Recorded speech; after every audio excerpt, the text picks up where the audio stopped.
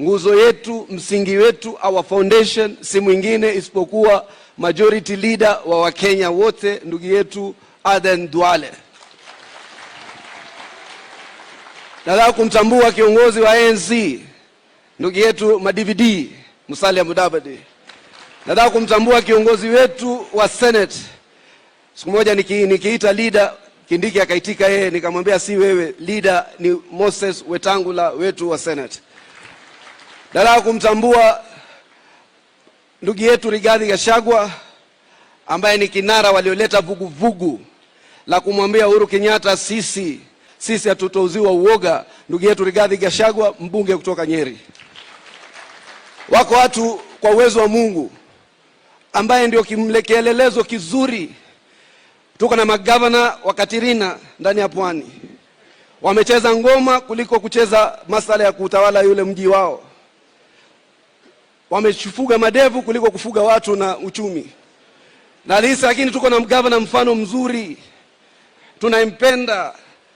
Huyu nilipokwenda Msambweni kumsaidia Faisal Badar. Mungu ampe mvuri ya maisha marefu. Kampeni yake ilikuwa tuifanya kwa kuzingatia time za swala. Tuwafanya kampeni mpaka dhuhuri, tuivunda. Tukishamaliza tuenda kuswali, tuwapiga kilanchi kidogo, tuwafanya mpaka asri, tuivunda. Tukishamaliza tuifanya baada ya asri mpaka maghrib, tuwavunja na kila mtu enda zake. Leo Waislamu wanafanya mikutano ya siasa pindi kufikiria mambo ya swala. Mwenyezi Mungu ametupa sisi wa Pwani na Waislamu wa Kenya kiongozi ambaye ni mwadilifu, ndugu yetu Salim Mvurya, governor wa Kwale. Atakayekuwa governor wa Lamu si mwingine isipokuwa ndugu yetu Isa Timami, yuko hapo. Atakayekuwa governor wa Garissa alikuwa na mimi Lenana School, ndugu yetu Meja Deko ambaye yuko hapo. Sasa watu wa Wajir watatuchagulia baina ya Mukhtar, deputy governor wa Wajir, na Yugas ambaye amekaa hapa pia yuko hapo. Atakayekuwa governor wa Uasin Gishu, huyu jamaa anaitwa Koti Moja, na ni kweli alikuwa akivaa koti moja. Huyu alijaribu kungoa William Ruto kwa muda mrefu sana.